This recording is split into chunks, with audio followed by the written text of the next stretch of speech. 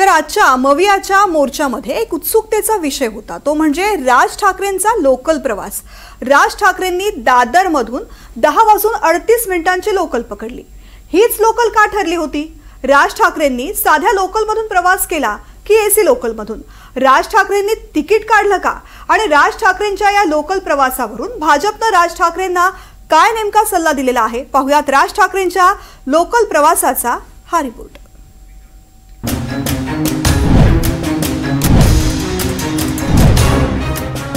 मी स्वतः लोकलने येणार आहे।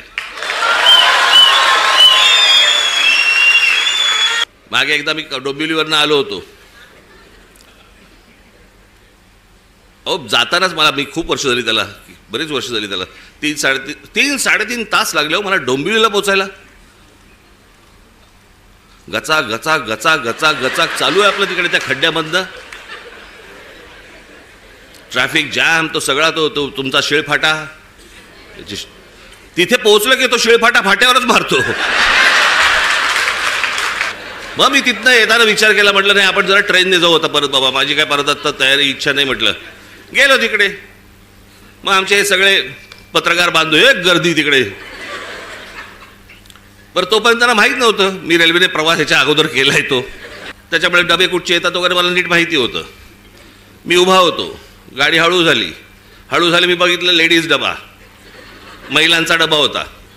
हे सगळेजण ताबाताबात होते, सगळे कॅमेरे बिमेरे पत्रकार सगळे। मी आपलं जाताना फक्त एवढंच केलं, हे सगळेजण त्या महिलांच्या डब्यात शिरले, मी मागच्या डब्यात शिरलो।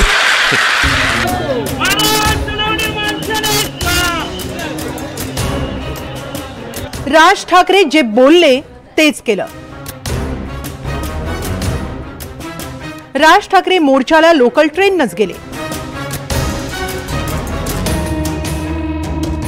मोर्चा होता दुपारी 1 वाजताचा। त्या मोर्चासाठी राज ठाकरे सकाळी 10 वाजताच घरातून निघाले।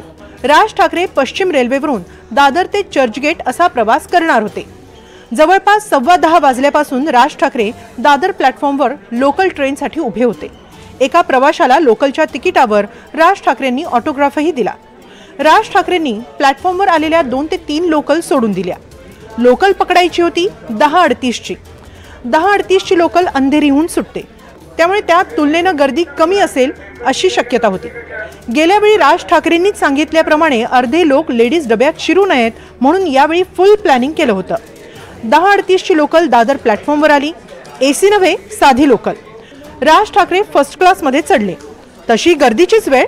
मात्र काय आश्चर्य, राज ठाकरेंना लोकलमध्ये चढताच विंडो सीट मिळाली सुद्धा।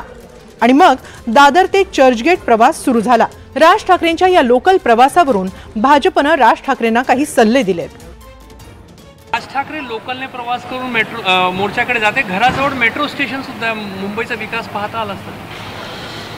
आता राज साहेबांनी त्या मेट्रो स्टेशनमध्ये जाऊन किंवा मेट्रो रेल्वेने जाऊन ते कार्यकर्त्याला एक संदेश आहे की मी मेट्रोने चाललो, तुम्ही या। लोकलने चालले, हा लोकलने, ठीक आहे। काल भाजपने आव्हान दिलं होतं की तुम्ही मेट्रोनी प्रवास करा, पण त्यांनी मेट्रोनी न जाता लोकलने जाता 5 लोकल त्यांनी सोडल्याने आता 6वी लोकल पकडली। ठीक आहे, लोकलने नेत्याने एखाद्या वेळी गेलंही पाहिजे, त्याला काय फरक, त्याला काय नवीन आहे? मी खरं तर राज ठाकरेजी यांना कालच विनंती केली होती की लोकलनी तुम्ही अनेक वेळा प्रवास केल्याचं सांगितलं, मेट्रोमध्ये आजपर्यंत तुम्ही प्रवास केला नाही। देवाभाऊंनी मुंबईकरांसाठी, भारतीय जनता पार्टीच्या आणि महायुतीच्या सरकारने मुंबईकरांसाठी अतिशय चांगली मेट्रो सुरू केली आहे।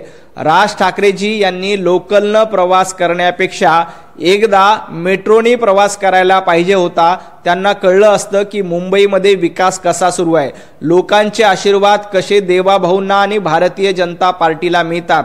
राज ठाकरेंच्या घराच्या बाहेर हाकेच्या अंतरावर मेट्रोचं स्टेशन होतं, त्या मेट्रोच्या स्टेशनमध्ये राज ठाकरे बसले असते, मस्त एसी मध्ये त्यांचा प्रवास झाला असता आणि हा प्रवास करत करत थेट आझाद मैदानापर्यंत त्यांना येता आला असतं आणि मोर्चामध्ये सहभागी होता आलं असतं। राज ठाकरेंनी दादर ते चर्चगेट या लोकल प्रवासासाठी तिकीटही काढलं होतं। मनसेकडून जवळपास 50 फर्स्ट क्लासची तिकीटं काढण्यात आली होती।